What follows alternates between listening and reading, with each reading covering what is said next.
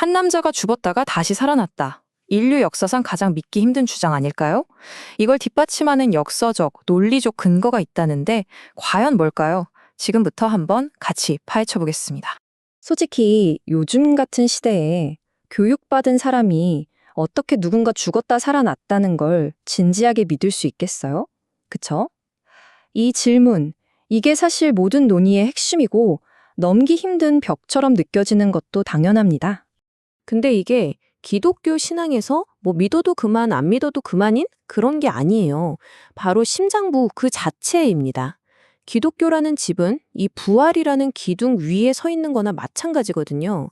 그러니까 지금부터 우리가 다룰 이 주장이 얼마나 어마어마한 건지 이걸 먼저 이해하고 넘어가야 합니다. 자, 그런데 여기서 좀 놀라운 점이 있어요. 이 논증이 신앙에서 시작하는 게 아니라 바로 역사에서 출발한다는 겁니다. 종교를 떠나서요, 대부분의 주류 역사학자들이 이건 팩트다 하고 인정하는 논쟁의 여지가 거의 없는 세 가지 출발점이 있습니다. 첫째, 예수라는 설안이 십자가에서 처형당했다는 것. 이건 거의 이론의 여지가 없죠. 둘째, 그의 제자들이 그가 부활해서 우리 눈앞에 나타났다고 주장했다는 사실. 그리고 셋째, 이게 정말 흥미로운데 그의 동생 야고보나 그를 죽이려 했던 바울 같은 회의론자들, 심지어 적대자들까지 똑같은 주장을 했다는 겁니다. 이 세 가지는 신앙의 문제가 아니라 비기독교인 학자들까지도 일단 이건 있었던 일이라고 인정하고 들어가는 역사적 사실이라는 거죠. 하지만 이런 생각 들 수 있죠. 어차피 다 옛날 책에 써 있는 얘기 아니야? 그 기록 자체를 어떻게 믿냐는 거죠. 아주 당연하고 중요한 질문입니다. 그런데 흥미롭게도요, 이 질문에 대한 가장 날카로운 분석을 한 사람 중 하나가 기독교인이 아닌 아주 유명한 역사학자였습니다. 바로 20세기 최고의 역사가 중 한 명으로 꼽히는 윌 듀런트입니다. 이 사람은 스스로를 불가지론자라고 했어요.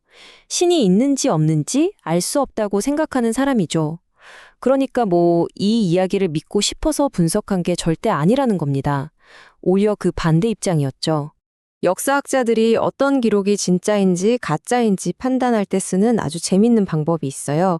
바로 당혹성의 원칙이라는 건데요. 쉽게 말해서 만약 어떤 이야기를 꾸며낸 거라면 굳이 자기들한테 불리하거나 창피한 내용을 집어넣지는 않았을 거라는 아주 상식적인 논리입니다. 듀런트는 복음서에 바로 이런 당혹스러운 내용이 넘쳐난다고 봤어요. 한번 보세요. 제자들이 서로 누가 더 높냐고 싸우는 모습, 스승이 잡혀가니까 다 도망쳐버리는 비겁한 모습. 심지어 수제자라는 베드로는 3번이나 스승을 모른다고 하잖아요. 영웅 이야기를 만들고 싶었다면 과연 이런 실패담을 굳이 넣었을까요? 듀런트는 바로 이런 점들이야말로 이 기록이 지어낸 내용이 아니라는 강력한 증거라고 본 거죠. 그리고 듀런트는 여기서 정말 소름 돋는 결론을 내립니다. 그는 이렇게 말했어요. 교육도 제대로 못 받은 평범한 어부들이 이렇게나 복잡하고 윤리적으로 완벽하고 역사의 길이 남을 강력한 인물을 상상력만으로 만들어냈다는 생각이야말로 복음서에 기록된 그 어떤 기적보다도 훨씬 더 믿기 어려운 기적이다 라고요. 정말 대단한 통찰이죠? 자, 그럼 좋습니다. 기록이 전반적으로 믿을 만하다고 치죠. 그렇다면 그 기록 안에는 부활의 증거로 구체적으로 어떤 내용들이 담겨 있을까요? 이제 이야기 속으로 한 걸음 더 들어가 보겠습니다. 여기서 또 하나의 당혹스러운 증거가 튀어나옵니다. 부활을 처음 본 사람이 여자들이었다는 점이에요. 지금 시각으로 보면 이상할 게 없지만 1세기 유대나 로마 사회에서는 여성의 증언은 법정에서 거의 효력이 없었어요. 만약 이 엄청난 사건을 꾸며내서 사람들을 설득하고 싶었다면 왜 하필 당시 가장 신뢰받지 못하는 증인을 총 목격자로 내세웠을까요? 가장 합리적인 설명은 하나뿐이죠. 실제로 그렇게 일어났기 때문에 그대로 썼다는 겁니다. 부활 이후의 사건들을 시간 순서대로 따라가 보면요. 증거가 점점 더 구체적이고 확실해지는 걸 볼 수 있어요. 처음에는 빈 무덤과 여성들의 증언으로 시작하죠. 소문 같기도 하고요. 그러다 베드로와 요한이 직접 달려가서 텅 빈 무덤을 눈으로 확인합니다.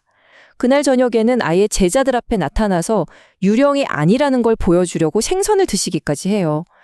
며칠 뒤에는 끝까지 못 믿겠다던 의심 많은 도마에게 나타나서 직접 내 손으로 내 상처를 만져보라고까지 하십니다. 단순한 헛소문에서 시작해서 누구도 부인할 수 없는 물리적 증거로 나아가는 과정이 아주 뚜렷하게 보입니다. 이 기록들이 정말 집요할 정도로 강조하는 게 있어요. 이건 유령이나 환상이 아니었다는 겁니다. 예수는 직접 나는 살과 뼈가 있다고 말하고 만져보라고 합니다. 심지어 사람들 앞에서 음식을 먹어요. 왜 그랬을까요? 이건 그냥 영적인 체험이나 마음속의 느낌 같은 게 아니라 명백한 육체의 부활이라는 걸 못 박으려고 했던 겁니다. 자, 지금까지는 사건 자체와 그 기록에 대한 이야기를 했습니다. 근데 어쩌면 이 모든 논증 중에서 가장 강력한 증거는 다른 데 있을지도 모릅니다. 바로 이 모든 걸 직접 봤다고 주장했던 사람들의 삶이 그날 이후로 180도 어떻게 바뀌었는지 그걸 보는 거죠. 그들이 치른 대가는 정말 상상을 초월합니다. 전해지는 이야기에 따르면 야고보는 칼에 맞아 죽고 베드로는 거꾸로 십자가에 못 박혔고 바돌로메는 산채로 가죽이 벗겨지는 끔찍한 죽음을 맞이했습니다. 이들은 단 한마디, 사실 그거 거짓말이었습니다. 라고 말하기만 하면 이 모든 고통을 피할 수 있었어요. 그런데 단 한 명도 그렇게 하지 않았습니다. 그리고 이 끔찍한 박해가 그냥 기독교인들끼리 한 얘기가 아니라는 게 중요합니다. 기독교를 아주 혐오했던 로마의 역사가 타키투스가 남긴 기록을 보면요. 그들이 동물 가죽에 묶여서 들깨들에게 던져졌다고 묘사하면서도 그들이 끝까지 자기들의 신념을 버리지 않았다고 증언하고 있습니다. 적의 입에서 나온 증언인 셈이죠. 또 다른 로마 총독이었던 플리니우스는 황제에게 편지를 보내서 보고를 해요. 제가 지금 수많은 기독교인들을 사형시키고 있습니다. 왜 죽이냐고요? 그 이유가 딱 하나였습니다. 그들이 예수가 살아있다고 말하기 때문입니다. 박해의 핵심 이유가 바로 이 부활신앙이었다는 걸 외부 자료가 명확하게 보여주는 거죠. 이것이 바로 순교 논증의 핵심입니다. 잘 생각해 보세요.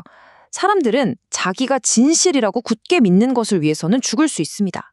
하지만 그 누구도 자기가 거짓말인 줄 뻔히 아는 것을 위해서 그런 끔찍한 고문과 죽음을 선택하지는 않아요. 사도들은 그 현장에 있었던 사람들입니다. 그들은 예수의 부활이 진짜인지 아니면 자기들이 꾸며낸 사기극인지 누구보다 잘 알고 있었죠. 자, 역사학자들의 합의에서 시작해서 문헌의 신뢰성, 이야기 속의 구체적인 증거들, 그리고 마지막으로 목격자들의 순교까지 부활에 대한 논증은 이렇게 여러 겹으로 쌓여 있습니다. 이 모든 이야기를 들어보신 지금 여러분에게는 어떤 부분이 가장 설득력 있게 들리시나요? 반대로 여전히 이건 좀 아닌 것 같은데 하는 부분은 어디인가요? 한 번쯤 깊이 생각해 볼 만한 질문인 것 같습니다.